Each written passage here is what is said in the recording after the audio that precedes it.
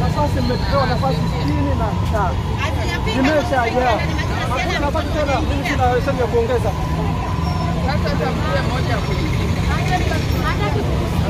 kuingia peke yako. Twende. Wenzetu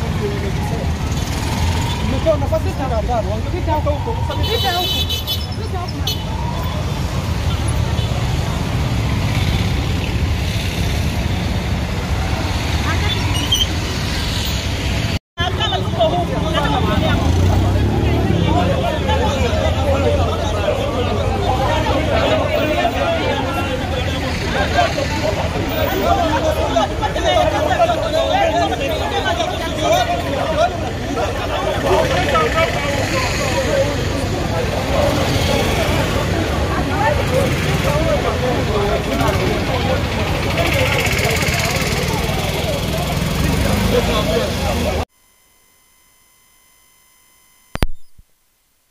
Waeleza tu kinachoendelea.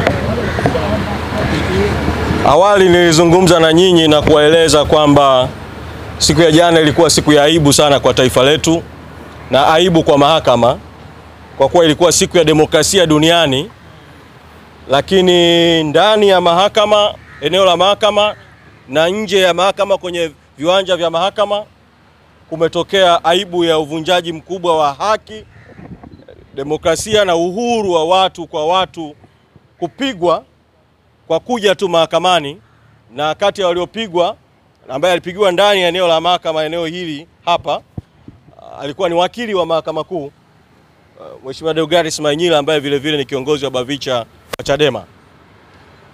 Leo tulipofika vile vile hali imeendelea kuwa tete, kwa maana ya mahakama kuwekwa kama vile iko gerezani. Takuwa mmeshuhudia namna ambavyo polisi wametanda, sio tu eneo la mahakama nje hapa mlangoni, bali kuanzia barabarani, uko kwenye barabara zinazokuja eneo la mahakama. Na polisi wanafanya kazi isiyokuwa ya kwao ya kuambia watu kwamba mahakama ndani imejaa, kwa hiyo warudi nyumbani. Kwa hiyo wanaondolewa warudi nyumbani.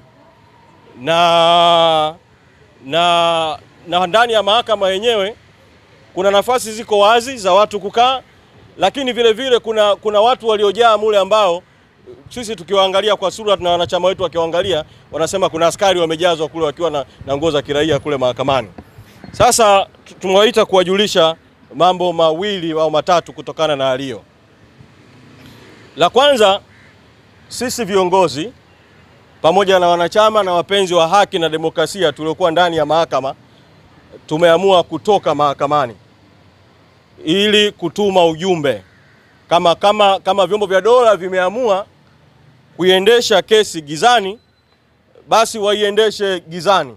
Kwa tumetoka ndani ya chumba cha mahakama. La pili, pamoja na kutoka kwetu, tumefanya mawasiliano, tumetuma timu ya uongozi ikiongozwa na naibu katibu mkuu bara kwenda kuonana na utawala wa mahakama ili kuwaeleza haya yanayoendelea kwa mara nyingine tena. Tuliwaeleza jana, tumewaeleza leo asubuhi, kuwaeleza tena kwa mara nyingine juu ya yanayoendelea. Mrejesho niliopewa ni kwamba maafisa wa mahakama wamesema watashuka hapa chini ili kuwazungumza na askari polisi kuruhusu watu kuingia. Lakini hili peke yake halitibu tatizo, kwa sababu kuanzia asubuhi askari wanawazuia watu kutokea mbali na kuambia warudi nyumbani.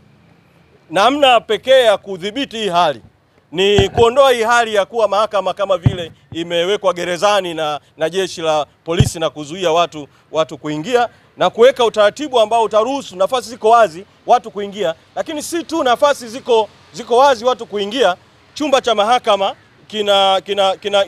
kina idadi ambayo ikijaa imejaa. Lakini mahakama hii haina chumba kimoja peke yake cha mahakama.